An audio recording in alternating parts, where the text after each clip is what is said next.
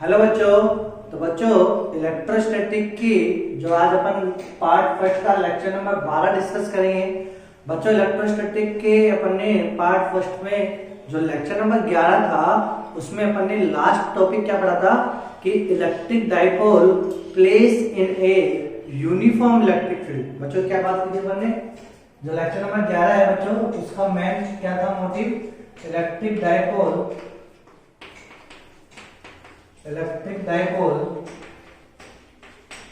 place in a uniform electric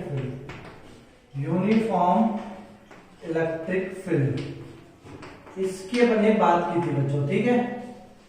और इसमें अपन ने क्या क्या बात कर ली थी बच्चों, तो देखो मैं आपको वापस एक क्लियर करा रहा हूं। ये आपके पास क्या है बच्चों, इलेक्ट्रिक फील्ड है, यूनिफॉर्म इलेक्ट्रिक फील्ड है, ठीक है मेरे प्यारे बच्चों। और कोई डाइपोल है, ये कोई डाइपोल है, ठीक है बच्चों।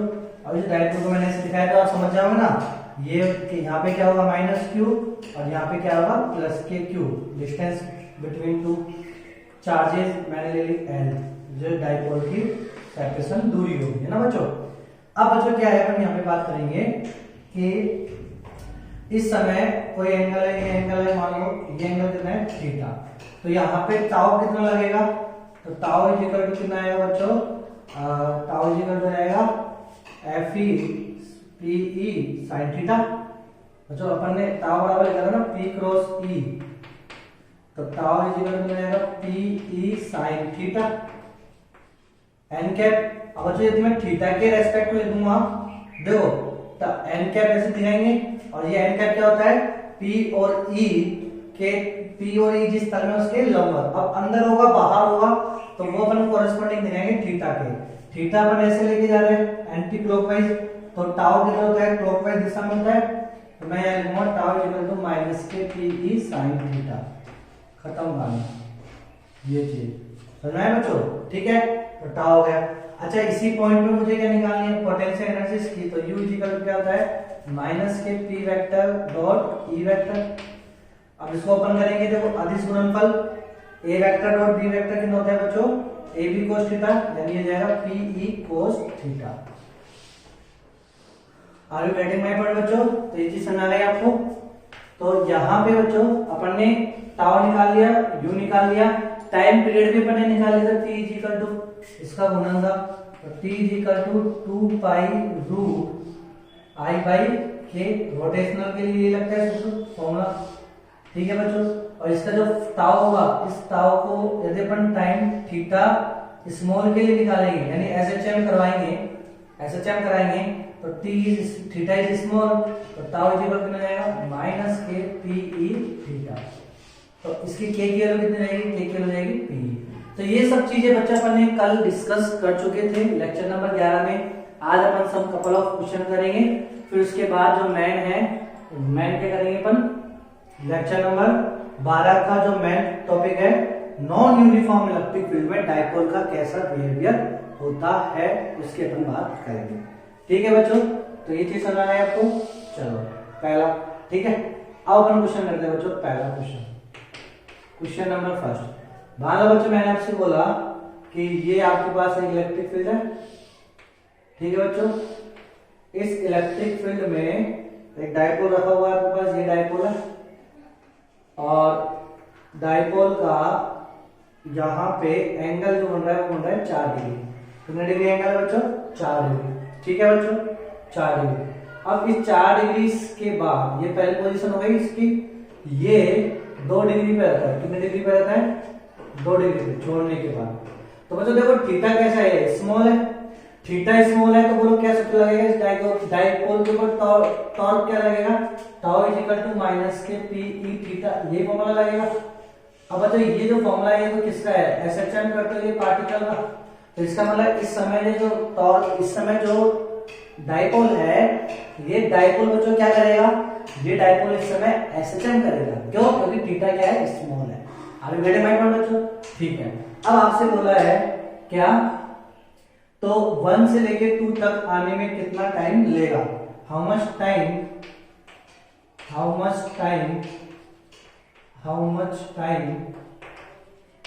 taken by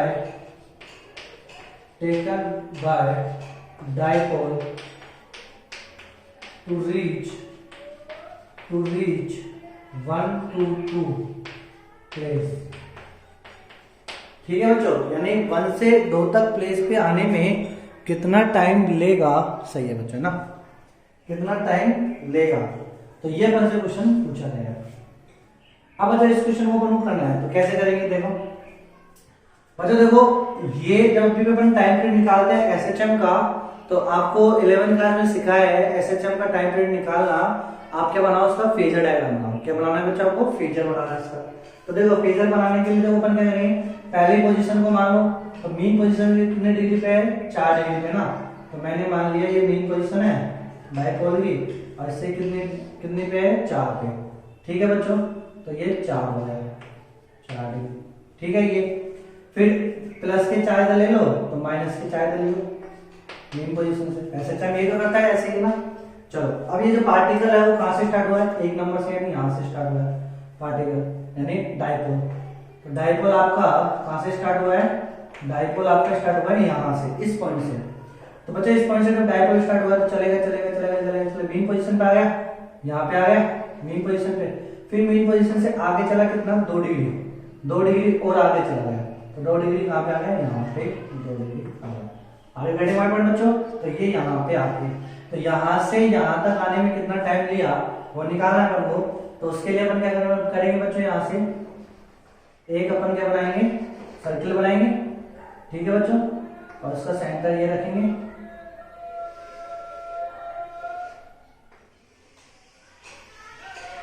ऐसे सर्किल बनाएंगे बच्चों। ये चीज तो मालूम है टाइम पीरियड निकालने के लिए, नहीं मालूम तो आप पता चला लो। यदि आपको ऐसा नहीं मालूम बच्चों, आपने नहीं देखा 11th क्लास में कैसे अपन टाइम पीरियड निकालते तो इस प्रकार करते हैं। ठीक है बच्चों, चलो बच्चों आज क्या थोड़ी गर्मी लग रही है, पंखा चल नहीं रहा, तो इस वजह से थोड़ा सा वो होगा, तो बच्चों कोई नहीं। तो ये है ना बच्चों, अब यहां से ये अपना डायपोल ये वाली पोजीशन है। ठीक है, अब ये ऐसे आया, जब ये ऐसे आएगा तो ये कहाँ जाएगा, इधर आएगा। फिर ये यहाँ आएगा तो ये यहाँ आएगा, और जब ये यहाँ आया तो इसके कोरस्पॉन्डिंग ये यहाँ पे जाएगा। यानी यहाँ से चल के किधर आया, ये यहाँ आया। तो कितना टाइम लिया इसने। तो बच्चों देखो अब अपन क्या करेंगे, ये कितनी हो जाएगी, 4 डिग्री, और ये कितना हो गया, 2 डिग्री। 2 ही ना बच्चों, ये इतनी दूरी। ठीक है, अब ये एंगल निकालो बच्चों, ये एंगल कितना जाएगा, तो ये आधार 2 है, कर्ण 4 है, तो कोस थीटा, बराबर कितना जाएगा, 2/4।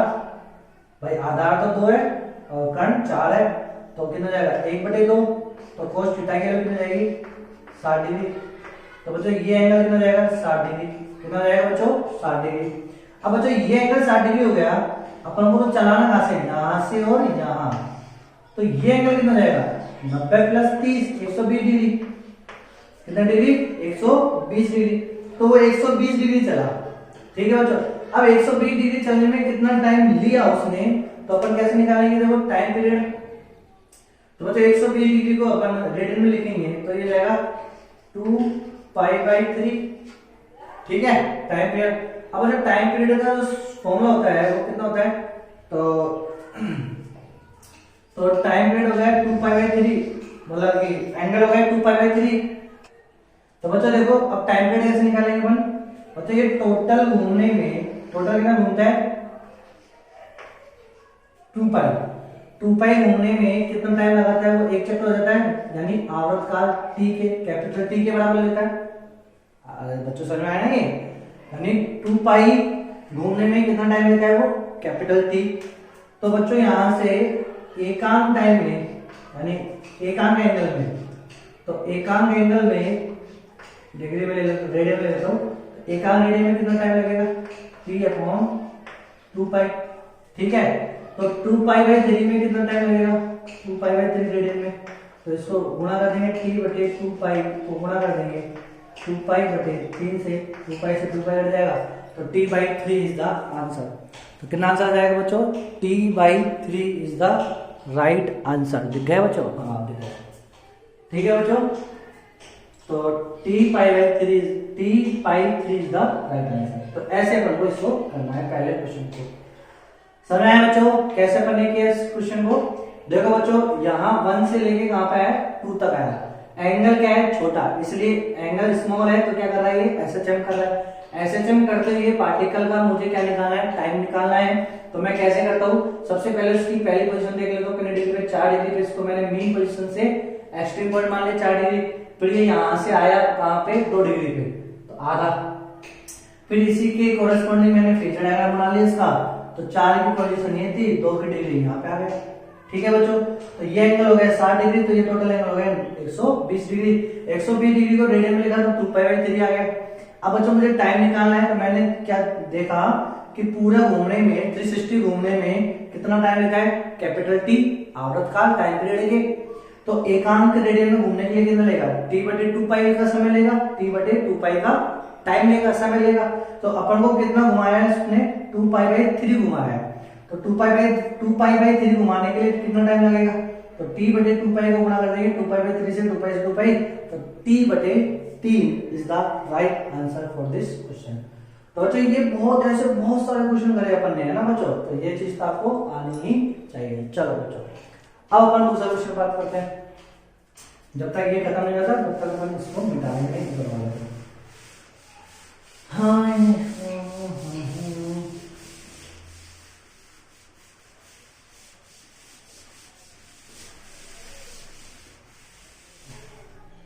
अब बच्चों देखो दूसरा क्वेश्चन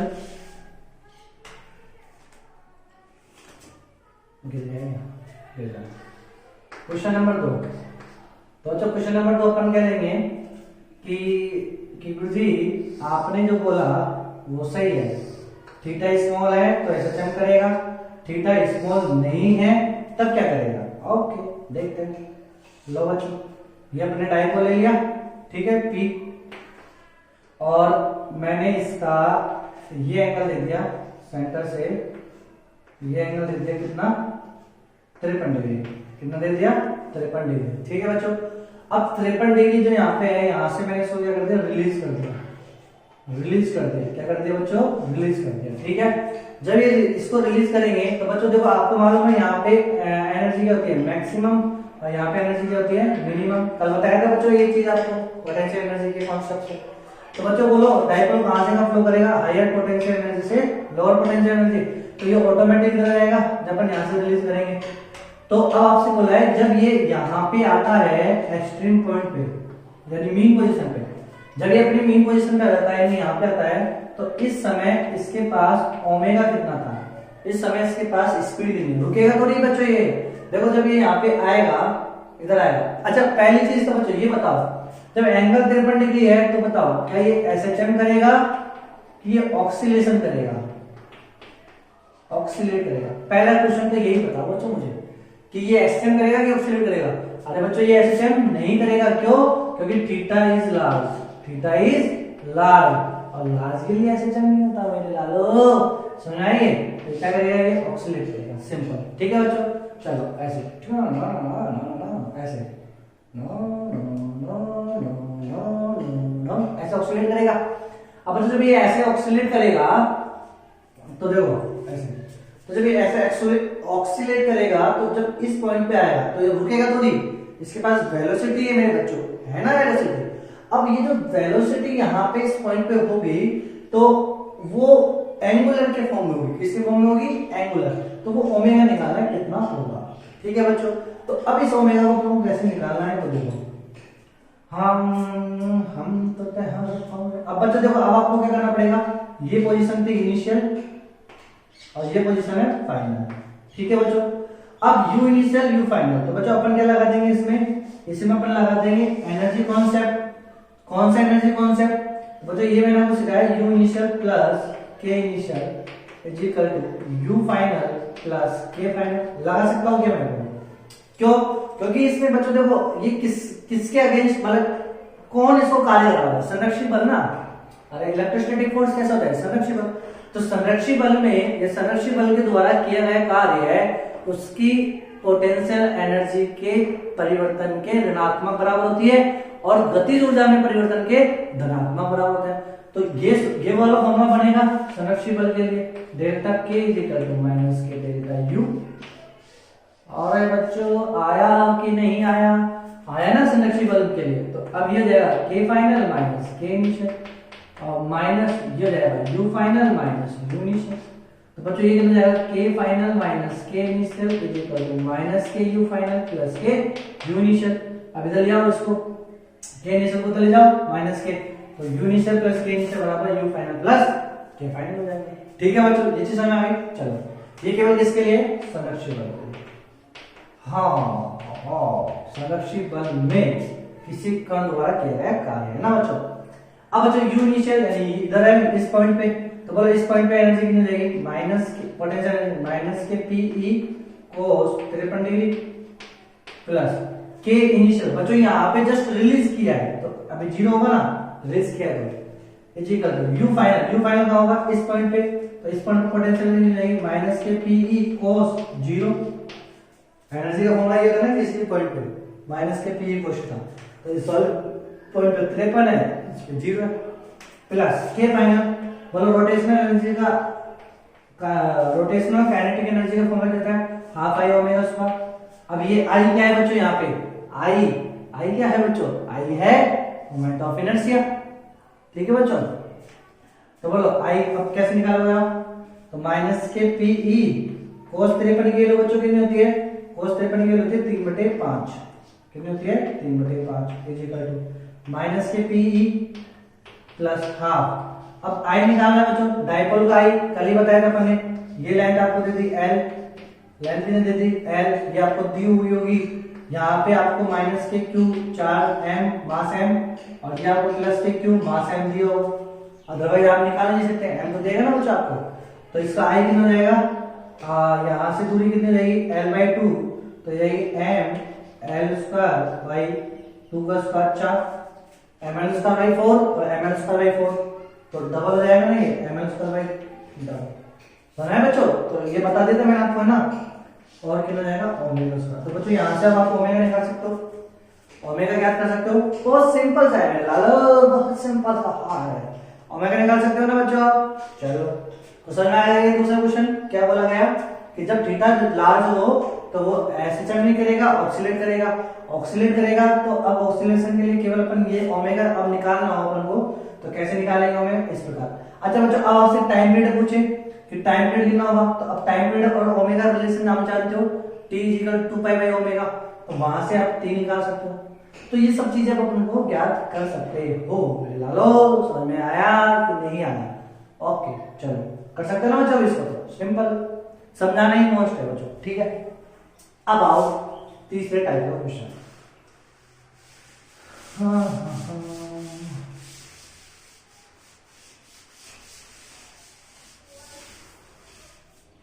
बच्चों देखो थर्ड टाइप का जो क्वेश्चन वैरायटी का अपन बनाएंगे, क्वेश्चन नंबर 3 वो बना रहा हूं मैं क्या कि ये आपके पास क्या है? ये आपके पास है बच्चों यूनिफॉर्म इलेक्ट्रिक फील्ड है। क्या है ये? Uniform electric field. ठीक है, अब इस यूनिफॉर्म इलेक्ट्रिक फील्ड में इधर कोई डायपोल रखा है और ये इसका क्या है? घूर्णन अक्ष ऐसे। ठीक है बच्चों, और ये इसका रेफरेंस पॉइंट। ठीक है, और यहां से ये सेंटर होता है बच्चों, घूर्णन अक्ष से इसके सेंटर दिमाग के अंदर होता है ना थोड़ा सा। ठीक है, ये एंगल बनाया है इसने कितना? 53 डिग्री। कितना बनाया बच्चों? 53 डिग्री। ठीक है, और बच्चों आपको मालूम है इधर एनर्जी क्या होती है? मैक्सिमम, और इधर एनर्जी क्या होती है? मिनिमम। तो बच्चों जब अपन ने यहाँ लाके इसको रिलीज किया, क्या किया? यहाँ लाके रिलीज किया, सिंपल। तो बच्चों ये किधर भागेगा? वो तो ऐसे जाएगा यूं। जब ये इधर आएगा तो ये यहाँ आ गया, इधर आ गया, यही डायपोल। ठीक है, और यहाँ इसने एंगल लिया 70 डिग्री। ठीक है बच्चों, तो ये इसका इनिशियल पॉइंट हो गया और ये इसका फाइनल पॉइंट हो गया। आपसे बोला गया बताओ कितना कार्य किया। तो इस डायपोल ने इनिशियल से फाइनल आने में कितना कार्य किया? W। तो बोलो W बराबर क्या होता है? सिंपल W बराबर कितना होता है मेरे बच्चों? बताओ रे बताओ। W बराबर क्या है? U initial minus U final. खत्म बात, ये तो होता है बच्चों। तो W बराबर U इनिशियल बोलो इस पॉइंट पे पोटेंशियल एनर्जी निकालनी तो minus K P E cos theta. Theta कौन सा लेना बच्चों, ये वाला कि ये वाला? अच्छा ये वाला लेना है ना मुझे, थीटा तो यहाँ से ऐसे, तो थीटा कितना जाएगा 180 माइनस 53, तो कोस 180 माइनस के 53 ये होगा बच्चों। फिर माइनस है तो माइनस लगा। अब यू फाइनल नहीं यहाँ पे इस पे पोटेंशियल एनर्जी कितनी जाएगी, तो माइनस के पी ई कोस कितना है बच्चों, ये 37 डिग्री। समझ में आया बच्चों? ओके सिंपल सा। W इज इक्वल टू बोलो बच्चों cos 180 minus theta. cos 180 minus theta क्या तो कितना होता है, cos 180 माइनस थीटा होता है माइनस की cos थीटा, तो माइनस कितना जाएगा प्लस, तो पी ई cos 53 डिग्री ये होगा बच्चों। फिर ऐसे बोलो माइनस कितना जाएगा plus P E cos 37 degree. Already मैं पढ़ बच्चों, तो W बराबर पी ई cos 53 की वैल्यू कितनी होती है बच्चों 3/5 प्लस पी ई cos 37 की वैल्यू 4/5, तो कितना आ गया मेरा लो 7/5 joule is the right answer. Already मैं पढ़ बच्चों, तो ये चीज समझ में आई आपको? चलो ठीक है बच्चों, तो इस प्रकार के क्वेश्चन बनते हैं आपको करने सिंपल सिंपल से जेईई मेंस में। ठीक है बच्चों, अब एक और क्वेश्चन करते हैं, फिर उसके बाद अपना जो टॉपिक था लेक्चर नंबर 12 में उसको अपन डिस्कस करेंगे। एक और क्वेश्चन अपन कर लेते हैं बच्चे इसके ऊपर।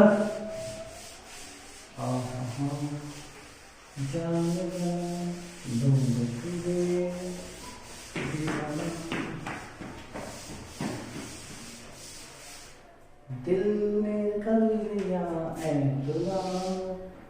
हाँ बच्चों देखो क्वेश्चन नंबर 4 कैसे अपन करेंगे। बच्चों आपसे बोला गया कि एक यूनिफॉर्म इलेक्ट्रिक फील्ड है। क्या है मेरे बच्चों? यूनिफॉर्म इलेक्ट्रिक फील्ड है। इस यूनिफॉर्म इलेक्ट्रिक फील्ड में एक डाइपोल रखा है। क्या रखा है? एक डाइपोल रखा है। वो इस अक्ष के अलावा क्या कर रहा है? रोटेट कर रहा है बच्चों। ठीक है, अब आपसे ये बोला गया कि ये जो 53 डिग्री था, इस 53 डिग्री पे इसको जस्ट रिलीज किया। क्या किया मेरे बच्चों? इसको जस्ट रिलीज किया। क्या किया? इसको जस्ट रिलीज किया है ना बच्चों। जैसे मैंने इसको रिलीज किया तो बोलो क्या होगा, इसके ऊपर अल्फा जाएगा। क्या जाएगा? Alpha, angular acceleration. क्या बोलेंगे इसको? Angular acceleration. जैसे मैंने इसको रिलीज किया तो बच्चों इसके ऊपर एंगुलर एक्सेलरेशन आ गया, वही तो लेके जाएगा इसको, एक्सेलरेट करेगा, तो वो अल्फा की वैल्यू निकालनी है। किसकी वैल्यू निकालनी है? अल्फा की वैल्यू इस पॉइंट पे। सिंपल सा क्वेश्चन है, कैसे करोगे बोलो? बोलो बोलो। टाउ इज इक्वल टू क्या होता है? आई अल्फा। और टाउ इज इक्वल टू क्या होता है? आई अल्फा। बिल्कुल। अब टाउ की वैल्यू बोलो कितनी होगी, तो टाउ की वैल्यू इस पॉइंट पे कितनी जाएगी बच्चों? हो जाएगी ये पी ई sin थीटा। कितनी जाएगी बच्चों? P E sin theta is equal to I alpha. अब बच्चों बोलो पी ई sin थीटा कितना है? sin 53 इज इक्वल टू आई। बोलो आई कितना जाएगा? आई हो जाएगा ml²/2। अब तो बहुत बार कर लिया अपन ने, और यहां से क्या निकालेंगे? अल्फा। क्या निकालेंगे? अल्फा। समझ में आया बच्चों? तो ये अपन एंगुलर एक्सेलरेशन पे अपन निकाल सकते हैं। ऑलरेडी भाई पॉइंट बच्चों, तो ये चीज आपको समझ आनी चाहिए अच्छे से। और भी इलस्ट्रेशन है जो आप करते रहना, आनंद लेते रहना। ठीक है बच्चों, अब अपन बात करेंगे किसी electric dipole place in a non uniform electric field. ये अपना मेन टॉपिक है आज का।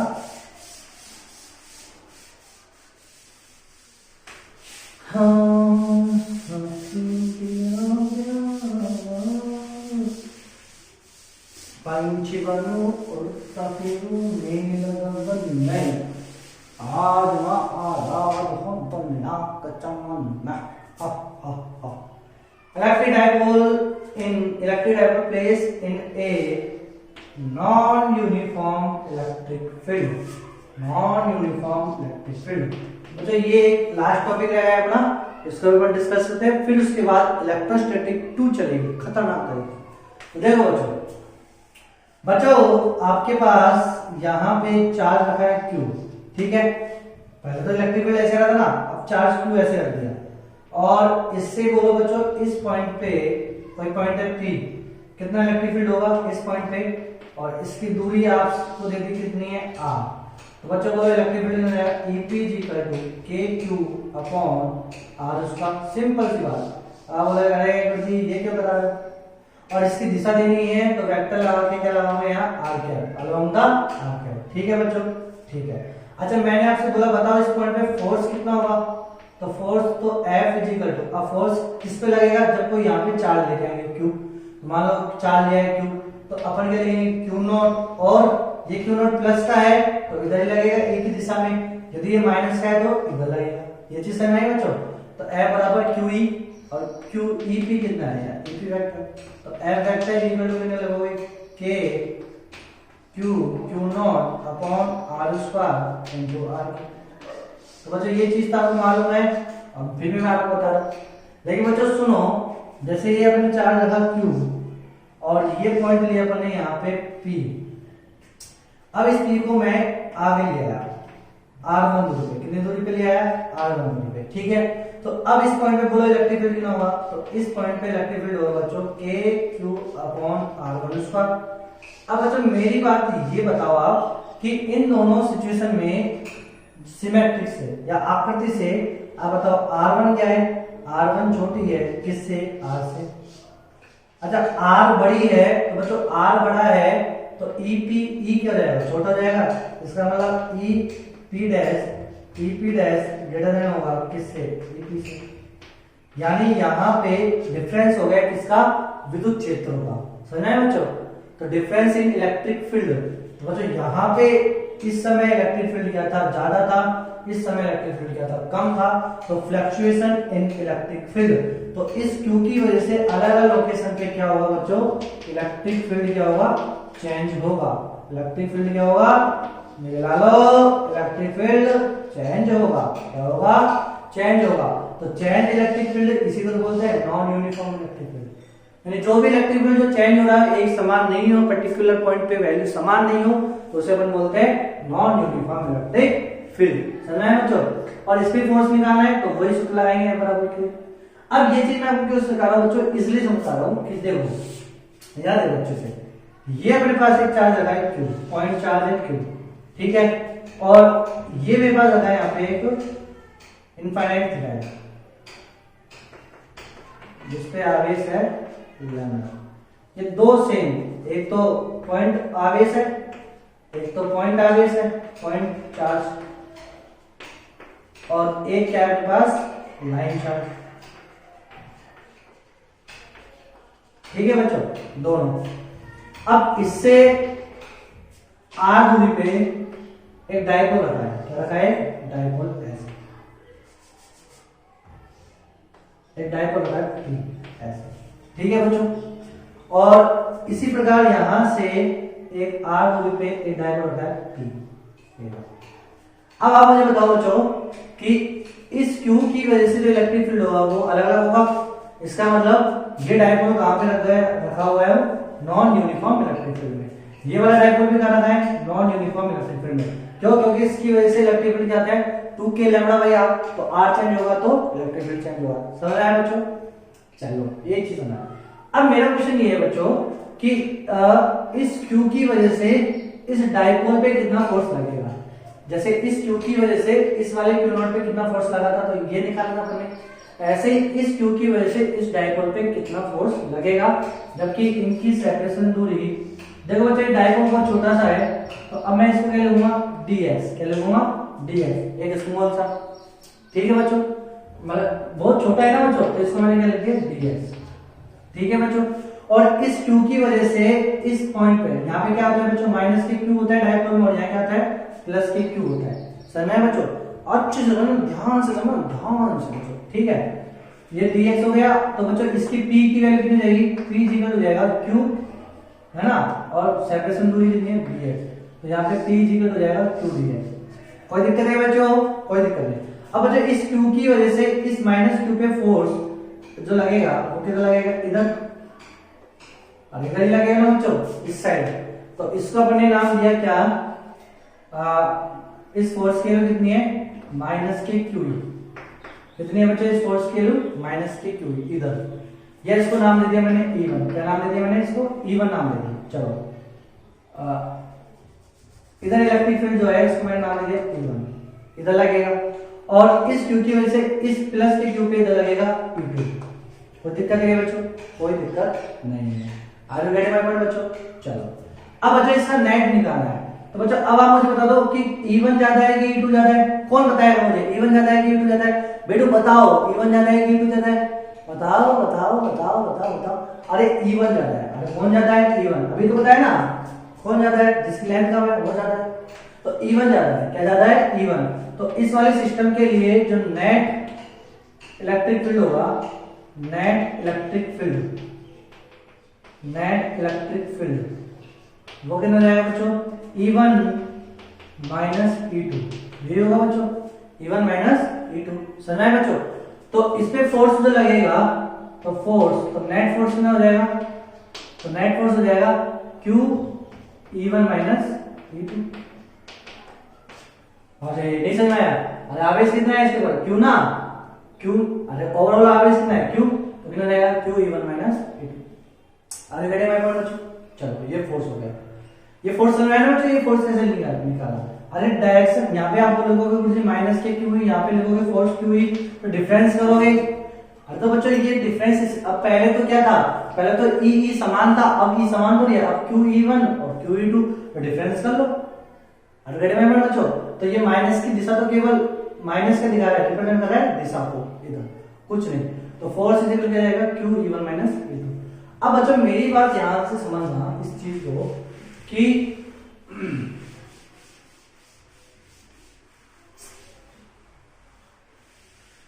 देखो अब इस पे जो डाइपोल पे, इस डाइपोल पे जो फोर्स लग रहा है F, वो नेट फोर्स F इसे कितना लग रहा है? Q E1 minus E2, Q E1 minus E2, यही नेट फोर्स लग रहा है।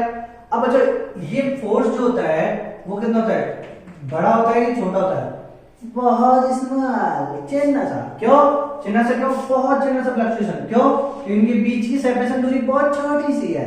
तो यहाँ पे जो इलेक्ट्रिक फील्ड होगा और यहाँ पे इलेक्ट्रिक फील्ड होगा, उनमें चेंज कितना होगा? बहुत छोटा सा होगा। तो वो बहुत छोटे से, वो डेल्टा एक्स ना लिख के अपन क्या लिखेंगे? डी, मतलब डेल्टा ए ना लिख के क्या लिखेंगे? डी। आगे बढ़ेंगे बच्चों। अब मैंने क्या करा? इसमें dx के ऊपर नीचे गुणा कर दिया, dx से क्या कर दिया? ऊपर नीचे गुणा कर दिया।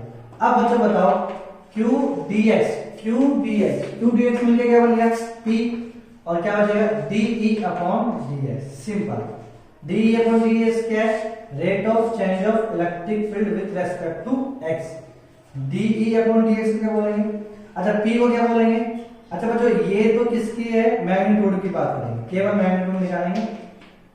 p de अपॉन dx, बस मैग्नीट्यूड से मतलब डायरेक्शन अपन बाद में देंगे फोर्स के, ठीक है? ये डी है बोलिए। अब ये डी अपन पी को तो बोलेंगे अपन क्या? इलेक्ट्रिक डाइपोल, ठीक है? और डी अपन डीएक्स को क्या बोलेंगे बच्चों? Rate of change of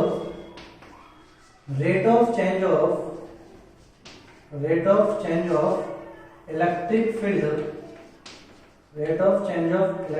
field, with respect to x.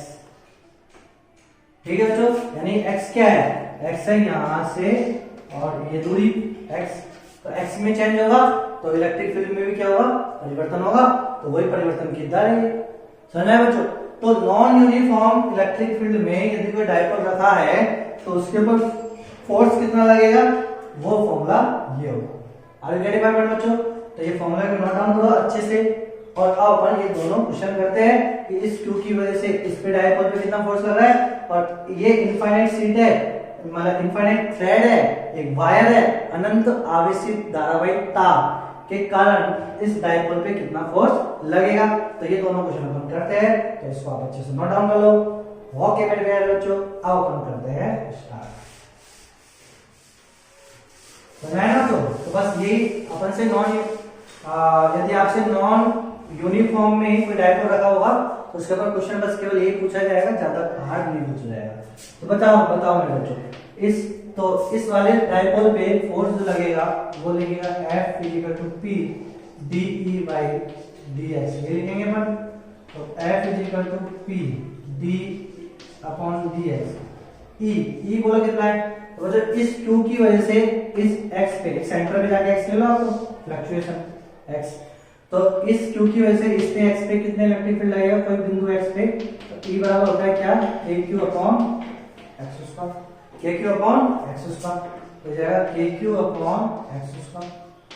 अब बच्चों देखो F is equal to P, KQ बाहर ले लेंगे, d अपॉन dx, अवकलन करेंगे डिफरेंशिएशन किसका, 1 अपॉन x स्क्वायर का।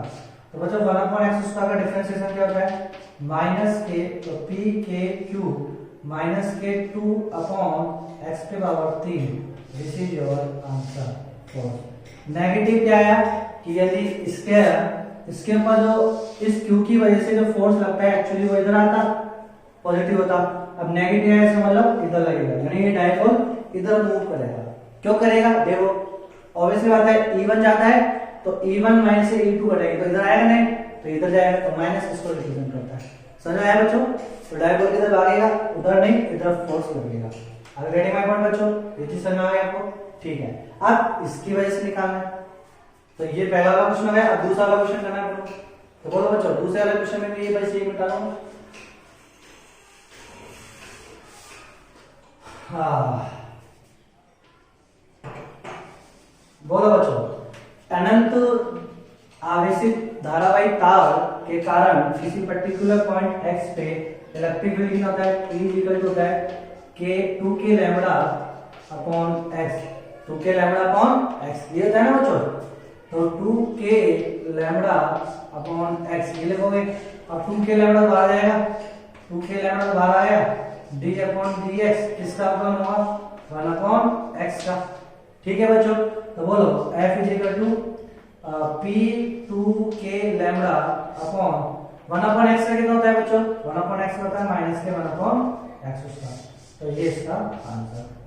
तो इसका माइनस का मतलब ये भी इधर आएगा, ठीक है बच्चों। चलो अब बच्चों देखें इसमें एक बाउंडेशन क्या हो गई कि ये वाला फॉर्मूला केवल तभी लगेगा, ओनली एप्लीकेबल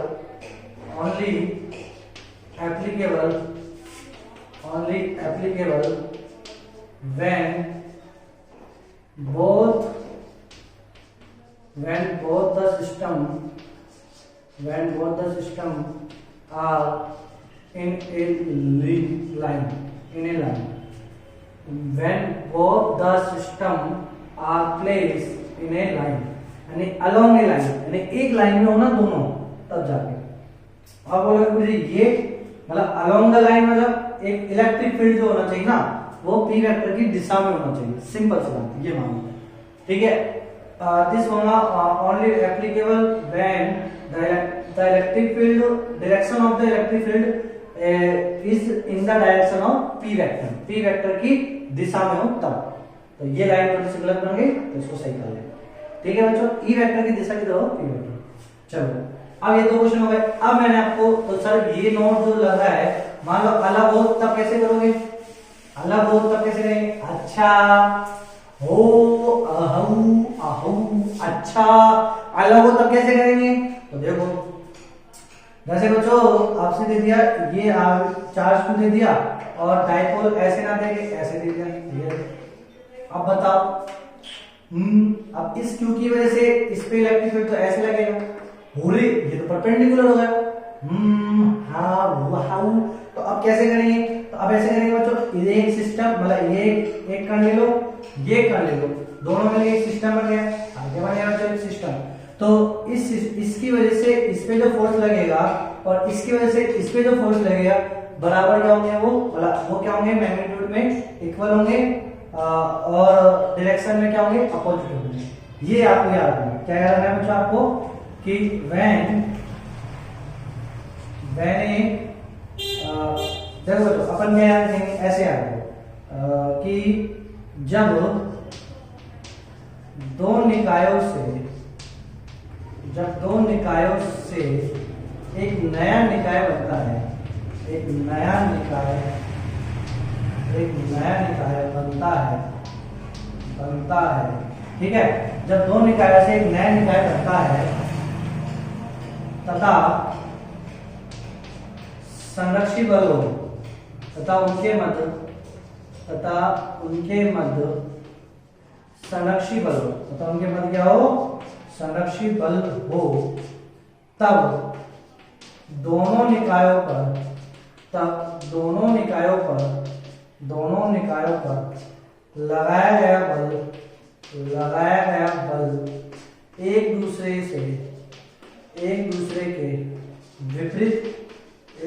के विपरीत तथा परिमाण में समान होते हैं।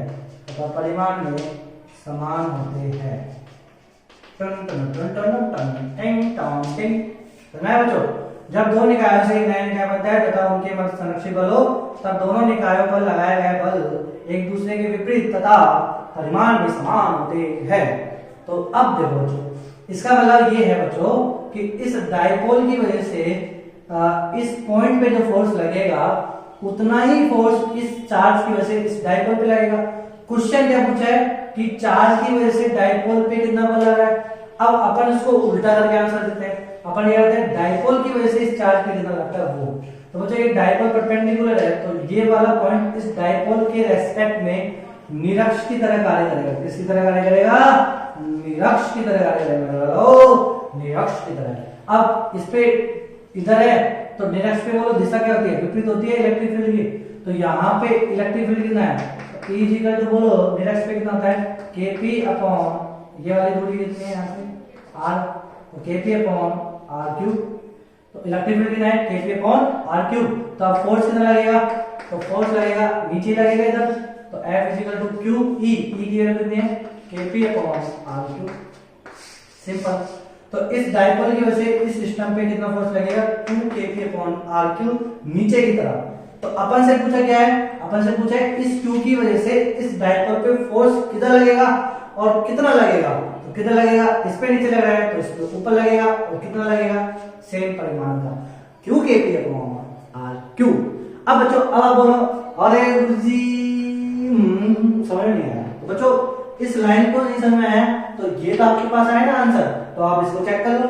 इस P वेक्टर की वजह से यहाँ पे इलेक्ट्रिक फील्ड कितना लगता है इस पॉइंट पे, तो ये पॉइंट अक्ष की तरह कार्य कर रहा है, तो इस पे इधर लगेगा तो कितना फॉर्मूला लगता है? ये अक्ष पे कितना लगता है? 2Kp अपॉन r क्यूब, यानी x है ना, 2Kp अपॉन x क्यूब इतना लगता है फोर्स। इधर लगेगा इलेक्ट्रिक फील्ड तो फोर्स भी इधर लगेगा। अब क्यूब तो 2Kpq अपॉन x क्यूब, इधर है ना फोर्स इधर, इसकी वजह से इधर लग रहा है, तो ये इस पे किधर लगाएगा? इधर, तो माइनस आया। हा हा हा हा हा ही समझ में आया बच्चों? ऐसे ही अपन सीरीज कर रहे हैं। तो आपको वो वाला फॉर्मूला भी याद रखना है और ये तो याद नहीं रखना है, ये तो सबके लिए करेंगे। Are you getting my point बच्चों? तो ये आपके पास समझ में आ गया। अब मैं आपको ये दो क्वेश्चन देता हूँ एज ए होमवर्क, आपको करने हैं बच्चों, तो मैं आपको होमवर्क दे देता हूँ और इसी प्रकार अपन इसकी विदाई करते हैं इलेक्ट्रोस्टैटिक पार्ट 1 की। 12 लेक्चर में अपन इसको क्या किया बच्चों? उसको अपन ने बच्चों 12 लेक्चर में ये लेक्चर नंबर 13 है। सॉरी बच्चों लेक्चर नंबर क्या है? ये 13 अपन ने गलत लिख दिया, तो लेक्चर नंबर 13 है बच्चों ये ना। हाँ तो क्वेश्चन दे देते हैं अपन। क्या क्वेश्चन दे? हाँ ये अपने पास एक रिंग है और इसके ऊपर आवेश है लैम्डा, कितना है? लैम्डा। और इसके अक्ष पर ये क्या है? इसका अक्ष, इसके अक्ष पे r/√2 दूरी पे एक डायपोल रखा हुआ है।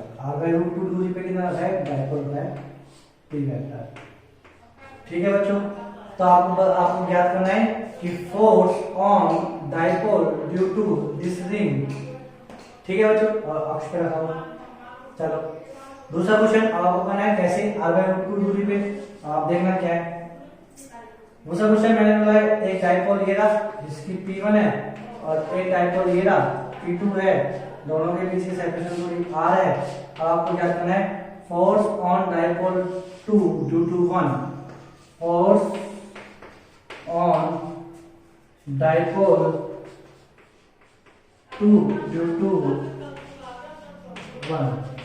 तो ये दो क्वेश्चन है बच्चों होमवर्क के लिए। एज ए होमवर्क बहुत सिंपल से क्वेश्चन, बहुत सिंपल है। आपको ये क्वेश्चन करने हैं मेरे लालो।